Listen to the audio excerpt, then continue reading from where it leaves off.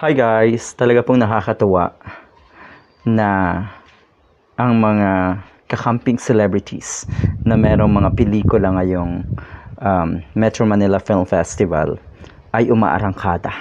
Diba? Yung kanilang mga movies. Katulad nga po ni Vice Ganda at syempre si Miss Nadine. Diba? Tahasang umamin. Tahasang nagpakita ng suporta si Miss Nadine kay Atty. Leni Robredo. At yun po ay nakakatuwa na yung kanilang karera ay lalong umaarangkada. Namamayagpag ang mga katulad ni Nadine Lustre at marami pa pong ibang kakamping celebrities. Hindi naman natin inaangkin na kakamping movies yung mga yon. Dahil meron tayong nabasa na ganun nga. Galing sa mga Pulangaw. Pero ang totoo niyan, kakamping yung mga stars na naandun. Diba? Yun yung ibig sabihin natin. Okay, merong mensahe or opinion or statement rather etong si Miss Nadine dahil nga yung kanyang pelikula, ang balita natin, kung hindi number 1 ay number 2 pa rin. Talagang nakakatuwa yan. Hindi nila inaasahan etong success na ito. Sabi niya, sobrang unreal po sa pakiramdam na nandito yung team deleter ngayon. Kasi hindi po talaga namin ini-expect na makakasama yung deleters sa MMFF. So, hindi pa nila ini-expect na makasama dun sa 8 nga.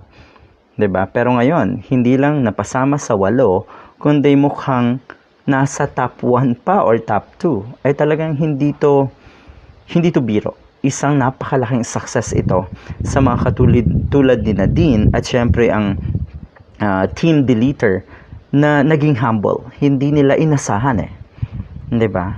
Hindi katulad nung isa na from the husband ay grabe na po yung pagyayabang.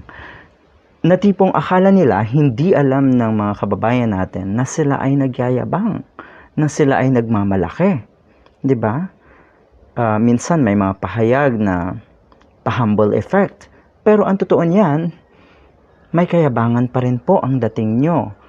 Yung isang pelikula na pinagbibidahan ng most powerful. 'Di ba? So ito yung nakakatuwa. Ito pong award na to, dinededicate ko po sa family ko, sa mga kaibigan ko na patuloy na sumusuporta sa akin. 'Yon. Maraming sumusuporta maraming taga-suporta ang isang katulad ni Nadine Lustre. Ito yung mga totoong taga-suporta. Posible mo kasing masabing meron kang mga followers, social media following, subscribers sa YouTube, marami, lalo na po yung most powerful. Pero hindi mo kasi masasabing totoong taga-suporta yung mga yun yung dami ng numero na yon. Dahil posibleng mga fake accounts, posibleng mga trolls na hindi natin pwedeng ikaila na talagang tatak ng mga Pulangaw. Yung mga trolls, yung mga fake accounts, yung mga multiple accounts ng isang tao. At syempre, yung posibilidad na nangyayari talaga yung tanim followers sa mga Pulangaw influencers.